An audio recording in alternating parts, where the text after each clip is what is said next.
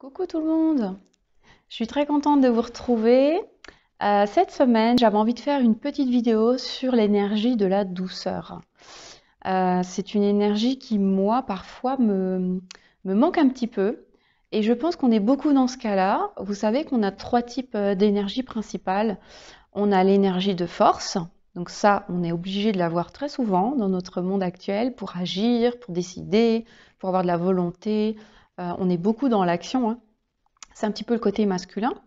Ensuite, on a l'énergie de la joie, on en parlera peut-être dans une prochaine vidéo, ça vaut le coup d'en parler un petit peu plus parce que des fois on s'autorise pas trop à la joie. En tout cas, c'est parfois quelque chose aussi, moi je m'autorisais pas vraiment. Et aujourd'hui, je vais vous parler de la troisième énergie très importante qu'on a en nous, qui est la douceur. Et la douceur, c'est pas tellement à la mode. C'est un petit peu synonyme, enfin ça l'était peut-être moins maintenant, mais un petit peu de faiblesse, de mielleux, on n'est peut-être pas franc quand on est doux, ou on est peut-être quelqu'un qui se laisse marcher sur les pieds. Et donc, on a un petit peu laissé tomber la douceur de côté. En tout cas, moi, je l'avais beaucoup laissé tomber puisque je préférais agir un petit peu comme un homme, voilà, qu'on me respecte, montrer un petit peu plus ma force, alors que je suis une femme et que j'ai cette partie aussi féminine, cette partie douce. Même les hommes l'ont d'ailleurs. Ces trois énergies, en fait, la force, la douceur et la joie, on les a tous et toutes, on a tout le temps ces énergies en nous, sauf qu'on va les utiliser plus ou moins, en fait, en fonction des situations et en fonction de nos habitudes. Et peut-être que dans certaines situations, si vous examinez, ben ça vaudrait peut-être le coup d'amener un peu plus de douceur et un peu plus de joie dans votre vie que d'utiliser, par exemple, toujours la force. Moi, j'étais à 90%, on va dire, du temps dans la force, et puis un petit peu dans la douceur de temps en temps, parce que par exemple dans mon rôle de maman, mais pas par exemple dans mon travail. J'étais pas du tout dans la douceur dans mon travail ou pas du tout dans des domaines de vie comme le sport ou des choses comme ça. J'étais pas du tout dans la douceur. J'étais vraiment dans la force puisque je me forçais à faire du sport, à faire des trucs durs. Et même quand je faisais par exemple du yoga, où on dit que le yoga c'est la non-violence envers soi-même et envers les autres. Ma prof disait toujours cette phrase et je me disais ben non parce que je fais du sport donc c'est violent parce qu'il faut que mes muscles travaillent et donc j'ai pas le droit d'être douce. Et en fait non, le yoga c'est tout sauf ça. C'est aussi beaucoup de douceur. Donc j'ai appris au fur et à mesure des années en fait à être un peu plus douce. Mais ces derniers temps, je suis beaucoup dans l'action et je suis moins dans la douceur et je sens que ça me manque. Et donc j'ai fait un petit peu réactiver cette énergie. Et je vais vous expliquer dans cette vidéo donc comment je fais pour aller chercher la douceur qui est en moi, mais qui est un peu enfouie, et quelles sont un petit peu mes astuces pour aller la chercher. Donc la première chose, donc, c'est que je sais qu'en moi j'ai cette douceur, c'est la base, on l'a tous. Même si on pense qu'on n'est pas doux, on a cette douceur et elle est très précieuse, elle peut vraiment nous aider dans plein de situations. Donc c'est une ressource interne finalement. Donc cette douceur, pour aller la chercher, je me connecte à mon centre. Si vous me suivez sur cette chaîne YouTube, vous savez que je fais parfois des vidéos sur le centrage.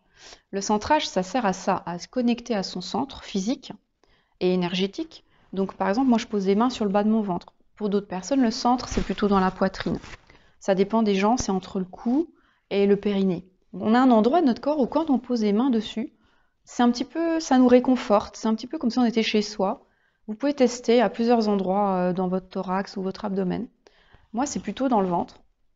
Quand je mets ma main là, je sais que je suis chez moi, que ça me calme tout de suite. Et c'est là, en fait, que je vais trouver mes énergies, donc ma force, ma joie et ma douceur. Et donc, je peux juste des fois poser quelques instants mes mains sur ce centre et aller chercher ce dont j'ai besoin au moment où j'en ai besoin. Si je suis triste, il faut que j'aille chercher de la douceur. Je ne veux pas aller chercher de la force quand je suis triste. Par contre, si je suis fatiguée, que j'ai des choses que j'ai envie d'accomplir, je vais aller chercher ma force. Voyez? Si je suis triste, je peux aller chercher la joie également, ou l'espièglerie. Donc je vais me remettre en fait dans un état interne un peu différent parce que je vais me connecter mentalement à ces énergies-là. Et pour aller plus loin, pour activer encore plus ces ressources, donc je pose mes mains dessus, j'émets l'intention de me connecter à ces énergies. Et là, je vais même peut-être aller chercher des ressources extérieures, c'est-à-dire mentalement, je vais faire venir à moi des images de douceur. Qu'est-ce que c'est pour moi la douceur? Donc je peux voir des objets. Par exemple, pour moi, la douceur, ben, c'est une couverture chaude, c'est un nuage, c'est la chaleur du soleil sur moi. Ça peut être des images de personnes que j'ai autour de moi, que j'entends. Par exemple, j'entends une voix d'une personne que je connais, hein, qui a une voix extrêmement douce. Et ben j'entends sa voix et je vois son visage. Et je me dis, ah oui, je voudrais être comme elle. C'est extrêmement important d'avoir des images qui sont des objets ou des personnes qui vous représentent en fait cette énergie-là de douceur pour s'identifier. Et dès que j'y pense en fait à cette image de douceur, par exemple de cette personne qui parle très doucement, toujours avec un sourire, qui est une personne vraiment très douce, et ben déjà mon ton de voix, vous voyez, il change. Parce que je l'imite en fait sans m'en rendre compte. Et je me dis, ah oui, c'est agréable d'être comme ça, d'être douce, et pas être dans la force tout le temps. Et en fait, c'est comme un lâcher-prise d'être douce. C'est comme si on relâchait en fait toute cette énergie qui nous fatigue, en fait, qu'on est obligé d'avoir tout le temps. Et ben là, on a le droit de relâcher, on a le droit de parler doucement, on a le droit de regarder les gens avec un sourire, on a le droit de juste d'être doux et bienveillant, en fait. Et ça m'autorise, parce que cette personne-là, je la respecte, je trouve qu'elle est très charismatique dans sa douceur, et pour moi, c'est comme un modèle. Donc, essayez de trouver un modèle de douceur autour de vous. Ça peut être quelqu'un de connu ou pas. Par exemple, l'autre fois, j'ai vu Mère Teresa sur une vidéo, et je me dis, ça doit être une personne extrêmement douce. Et en fait, quand je l'ai vue dans cette interview, c'est pas du tout ça qui s'est dégagé d'elle par rapport à moi, c'est plutôt de la force. Et j'ai vu une femme très forte, avec une persévérance énorme. Elle parlait de la force d'ailleurs. Je me suis dit, mais c'est pas pour moi une image de douceur. Et l'image de douceur, c'est plutôt l'autre personne qui est dans mon entourage, à laquelle je pense, et dès que je pense à elle, eh ben, voilà, l'énergie de douceur vient en moi, en fait. Voilà, donc c'est ma première astuce, c'est me connecter à mon centre et penser à l'image ou la personne qui active en moi cette énergie. Et ensuite, je fais circuler cette énergie dans tout mon être, dans tout mon corps, et je m'imagine dans la situation que je vais avoir ou que j'ai eue avec cette douceur-là. Et là, je vois les choses autrement, en fait. Tout se profile d'une façon différente, et c'est beaucoup plus facile que quand je suis dans ma force. La deuxième chose que je fais en fait pour activer l'énergie de douceur, c'est que je m'autorise à être bienveillante et douce avec moi-même. En fait, vous ne pouvez pas être douce ou bienveillant avec les autres si vous-même, vous n'êtes pas doux et bienveillant avec vous-même déjà. Comment vous voulez ne pas juger les autres si vous vous jugez déjà négativement? Donc en fait, j'essaye de m'envoyer des messages doux et bienveillants assez fréquemment. Et c'est pareil, ça je l'avais un petit peu lâché depuis quelques jours. Et heureusement, j'ai une coach qui m'a dit que je devrais peut-être le réactiver. Donc je la remercie. C'est pour ça que c'est bien de se faire aussi accompagner, même quand on est accompagnant. Parce que parfois on dit des choses aux gens, mais nous-mêmes, on oublie et on n'applique plus. Et c'est vrai que de réactiver en fait ces messages bienveillants envers moi-même, donc ça regonfle en fait mon estime. Donc c'est-à-dire que je me sponsorise, en fait, je m'envoie des messages.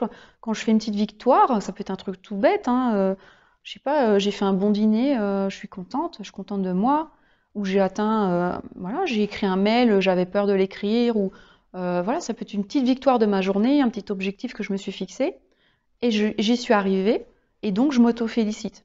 J'ai même un petit carnet où je me marque donc mes objectifs tous les jours, mes priorités, et maintenant, en face de chaque priorité, quand je les atteins, je me félicite, quoi. Je me mets même des petits autocollants, bravo, ou des fois j'écris bravo Céline, t'es trop forte, voilà. C'est drôle quand on lit ça, mais c'est vraiment du sponsorat. Parce que ce qui se passe, c'est que notre cerveau, la plupart du temps, il fait l'inverse. Il s'autocritique. Le juge intérieur qui nous autocritique, il est là en fait. Il n'y a pas besoin, en tout cas chez moi, il est là, et il n'y a pas besoin de l'encourager celui-là.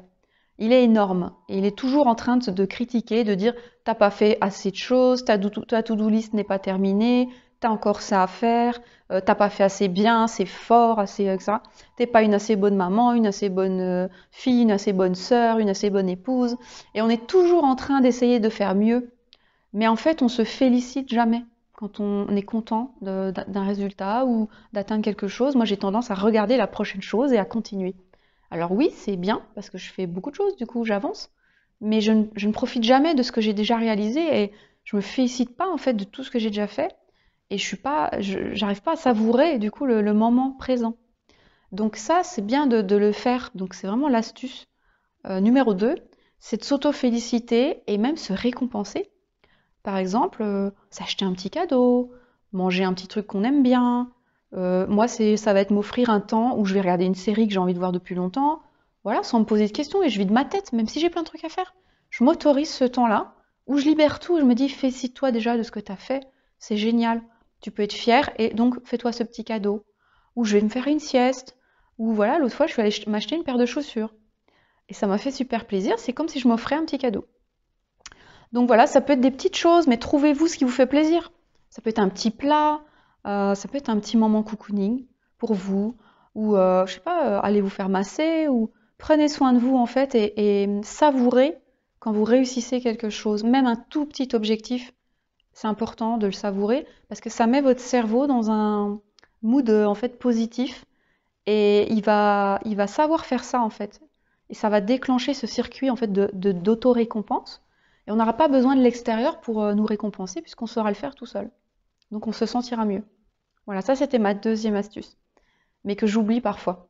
Et la troisième, ça je le fais assez souvent, c'est d'aller voir votre enfant intérieur. Donc d'aller le voir dans le sens mentalement, vous vous connectez à vous petite. Donc moi pour le faire, je mets mes mains souvent sur la poitrine parce que je sais qu'il est là. Enfin, elle est là.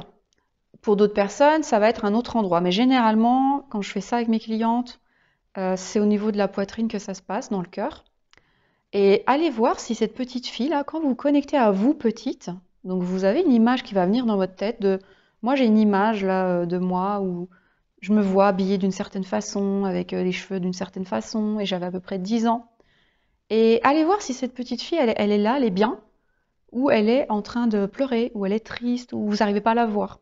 C'est intéressant de voir ça.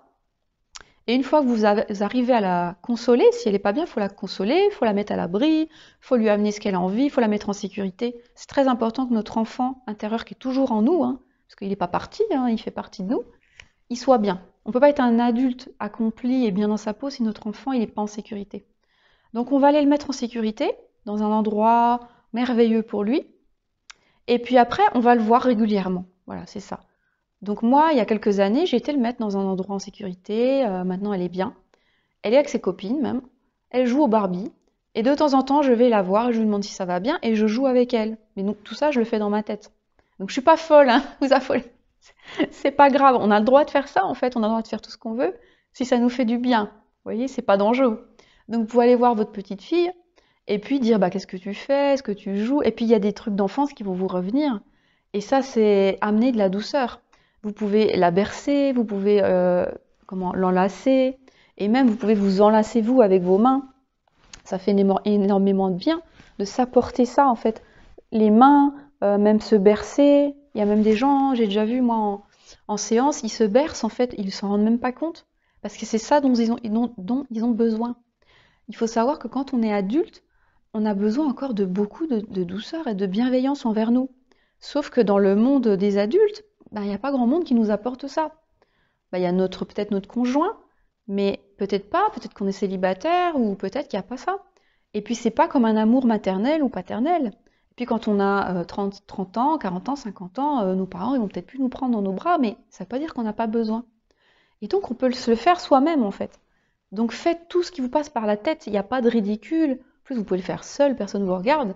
Vous pouvez vous prendre dans vos bras, vous pouvez vous bercer, vous pouvez, je sais pas, vous mettre les mains, la tête dans les mains. Vous pouvez vous mettre accroupi au sol. Il y a des postures en yoga qui sont la posture de l'enfant. Elle est très réconfortante. On est replié sur nous comme quand on était dans le ventre de notre mère.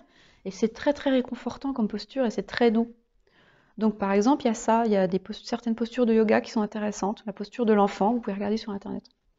Voilà, donc ça c'est ma troisième astuce, c'est aller voir mon enfant intérieur et puis jouer avec et puis s'occuper de moi en fait, comme si j'étais une enfant. Et me parler aussi dans ma tête comme si j'étais une enfant. Ma petite fille, tu es bien, je t'aime, tu es une petite fille magnifique, comme si j'étais une enfant. Voilà, et c'est des choses qu'on peut se dire mentalement.